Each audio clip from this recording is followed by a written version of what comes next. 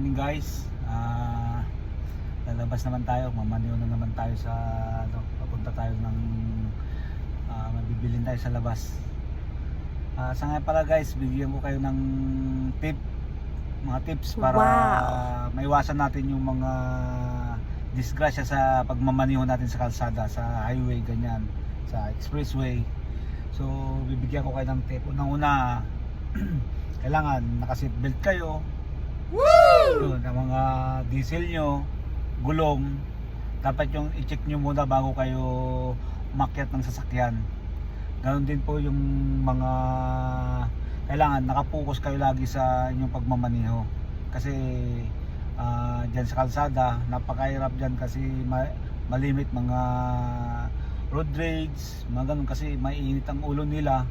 So kailangan pag nagmaniho kayo, hindi kayo condition dapat yung isip nyo.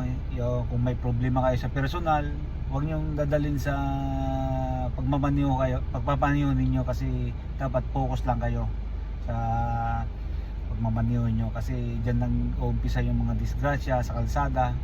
So para maiwasan natin yung mga hindi dapat na mangyari sa highway or sa lalo na pag may mga sakay kayo sa sasakyan nyo. So focus lang tayo lagi. Ganoon din sa mga mainit ang ulo sa kalsada, huwag na nating sabayan. Umiwas na lang tayo para makaiwas tayo lagi sa disgrasya, makabalik tayo sa ating mga tahanan na maayos. Di ba? Okay guys, basta yun lang. Sa susunod mag-iingat tayo lagi sa ating pagmamaniho.